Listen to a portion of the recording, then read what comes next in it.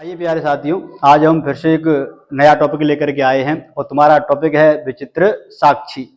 आपने पाठ पढ़ा है कक्षा 10वीं का अष्टम पाठ और पाठ का नाम है विचित्र साक्षी।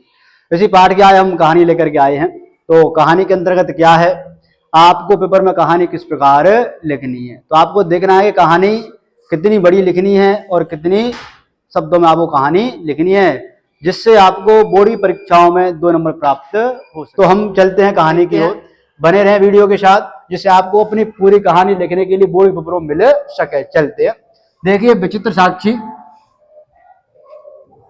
नामक पाठ वर्णित कथा के अनुसार एक निर्भर एक बार अपने बीमार पुत्र से मिलने के लिए धन के अभाव के कारण पैदल ही चल दिया।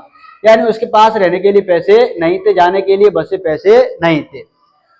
यह पास में ही स्थित गांव में किसी गृहस्थी के घर में रुक गया। दुर्भाग्य से उसी रात को घर में कोई चोर अंदर घुस गया तथा सिंदूक को लेकर के वो चला गया। सिंदूक मतलब पेटी, मंजूषा कहते हैं सिंदूक को। उसके पैरों की आवाज से वह अतिथि जाग गया और उस चोर का पीछा करते हुए उसे पकड़ लिया, किंतु वह चोर ही जोर से चिल्लाने लग गया, यह चोर है, यह चोर है। उसकी आवाज को सुनकर के सभी गांव वाले वहां आ गए और बेचारे अतिथि को बड़ा बड़ा कहने लगे। उसको ही चोर मान करके उसे जेल में डाल दिया गया। असल में असली चोर तो चौकीदार ही था जो रक्षा कर रहा था। अगले दिन न्यायालय में उन दोनों से न्यायाधीश ने संपूर्ण विवरण सुना, संपूर्ण उस वातावरण को सुना। न्यायाधीश ने उनकी सारी बातें सुनकर के उस अतिथि को निर्दोष तथा चौकीदार को चोर माना, किंतु प्रमाण के अभाव में वह निर्णय नहीं कर सका। जो उन्होंने मान लिया कि यह चोर है और यह सिपाही है, फिर भी वो बंकिम चंद्र न्यायाधीश उनको निर्णय नहीं सुना सका कि यह चोर है, यह सिपाही है। आगे देखें, न्यायाधीश ने एक विचित्र युक्ति का सहारा लेकर गांव के बाहर सड़क किनारे पड़े हुए एक व्यक्ति के शव को न्यायालय में लाने के लिए उन दोनों को आदेश दिया।